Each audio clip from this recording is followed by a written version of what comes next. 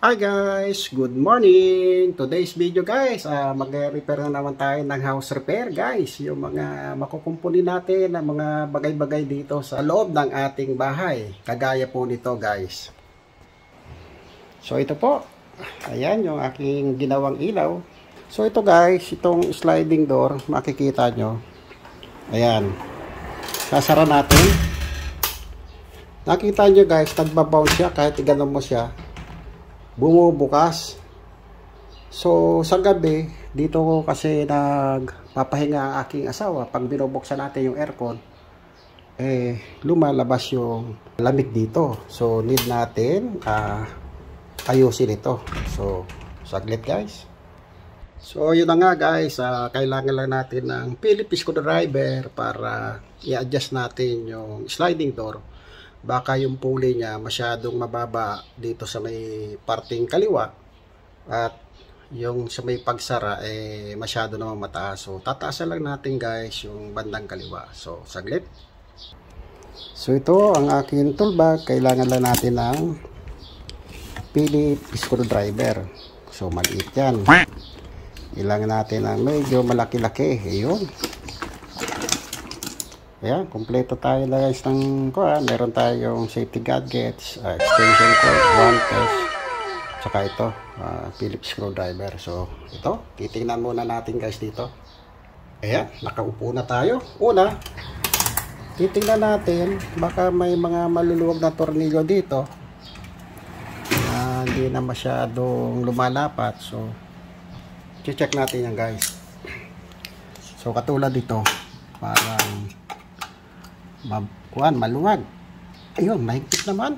So dito higpitan natin yung mga yun maluwag tornilyo guys. So yun, check natin kung may mga uga. Kaya guys, check natin to. Ito guys yung pulley, yung SD pulley. Yan guys, yung inner, ito yung outer. So dito tayo sa inner guys, maghihigpit kung maluwag yung bearing. Pilip lang to guys Ayun.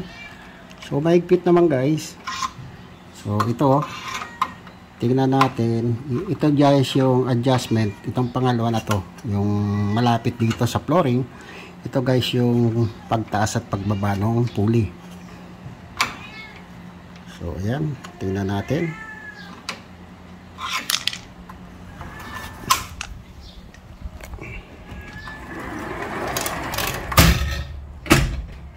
Hoy, bumabalik. Ito guys, dito naman tayo sa may kabila. So guys, ito na nga at tayo i-adjust natin dito sa ibaba. Yan, so may ibaba guys. Pagka clockwise guys, pahigpit. Yung paluwag, counterclockwise. So kung gusto mo itaas, paluwag guys. Yan. Ayan guys So slide natin. Ayan, hindi na bumubukas guys. Di ba? Diba? Ayos na guys. Yun. Medyo luwagan lang natin ng konti. Kasi yung bearing medyo hirap. Okay naman. I-slide naman siya. Yun. Baka konting lubrication lang to guys. Ayan Hindi na siya bumabalik. So sarado na. Wala nang awa, kagaya kanina bumabalik na ganyan guys, di ba? So ayan. Ayun guys. So ayun guys. Nagawa na natin itong pintuan, mahigpit na. So meron pa akong isang gagawin. Ito guys, yung sa harapan. Yun guys, halos hindi na talaga mabuksan yan kasi sira na yung bearing, yung pulley. So ang gagawin natin, papalitan natin yan. In-order ko pa lang guys para i-DIY na lang natin. Kasi ang tagal ng service, pinaservice na namin, Misa nahirapan akong magbukas niyan guys. Halos persado na yung kamay ko. Masakit sa braso. So, dito. Dito, binuksan natin. Tingnan. Buksan natin guys to. Ayan. Sigara natin. Hindi na bumabalik. Wala nang awang. Diba? Guys, nakalimutan ko pala para long lasting yung ginawa natin. Lalagyan natin ng lubrication. Yung pulley, ilulub natin. Ito guys. Gagamitan natin siya na nito guys. Ayan, gagamitan natin guys ng lubricants, yung high temp lubricants, yung NHS 2000. So, sprayan lang natin guys dito. Ayan. Dito. Konti lang. Tapos i-roll natin. Ayan, lambot na guys, oh. Diba? So, dito rin sa kabila kasi dalawang pulley yan guys. Ito.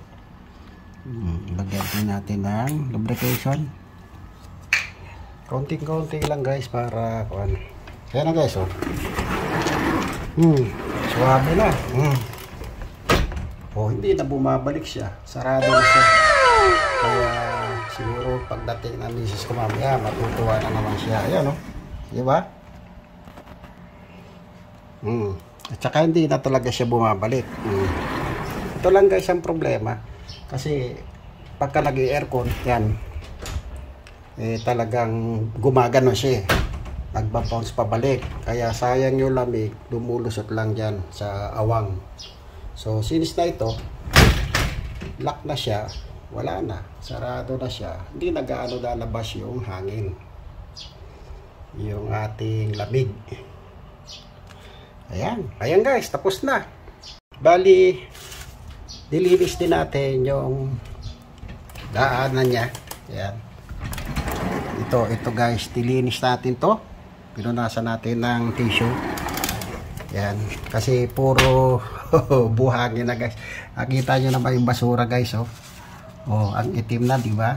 So talagang maglalak yung pulley. Pigil yung kanyang pag-ikot. So, para tumagal din yung pulley, ilalagyan natin ng lubrication. Ayan. Ayos na, guys. Bilis na, oh. Diba? Ayan na, hindi na bumabalik. Sarado na. Sarado na, guys. Ayos. So, yung guys, nagawa na nga natin to. Ito. Ayan. So, hindi na siya bumabalik pag gano'n. So, okay na. At, inayusin natin ito, guys. Same procedure. As nilagyan lang natin ng lubrication, tsaka nilinis natin yung railing. So, ito, guys. So, ayan, guys. At, nilinis natin. Ayan pa yung mga tissue ginamit ko. Puro maitim at nilinis natin guys ito, oh. Ayan, yung railings na yan. Ayan. At ito talaga hirap na hirap ito isara. So in-adjust ko rin guys kabilaan. Pero yung isa guys, ayan, oh, lambot guys, diba? Ayan, oh. Teka guys, hirap kasi akong tumayo dahil may movement problem tayo. So ayan guys, oh. Ilalak na lang. Diba? Hindi mo na mabuksan. So, gano'n lang. Bilis na, oh. So, suwabe. So, ito guys. Gano'n din. Yun lang sa obserbasyon ko guys, maganip na yung pulley dito. So, need ko nang tanggalin to. Pero, naayos din natin. Suwabe rin. Pero maganip na guys. Need ng palitan. Ayan, oh.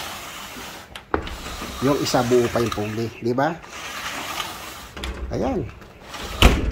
So, pag-adjust natin guys, kailangan mahigpit ito. Kasi yan yung SD na pulley para sa sliding door, kumapit sa frame. Ito po yung higpitan nyo. Yung nasa taas. So, tapos, pag-adjust, kung gusto mo iangat o ibaba, ito guys yung pipitin mo sa ilalim. So hanapin mo na lang, pakiramdaman na lang ang pag-adjust. Yan o. Ang galing! Diba? Ang galing! So siguro, palagay ko magtatagal pa naman yan.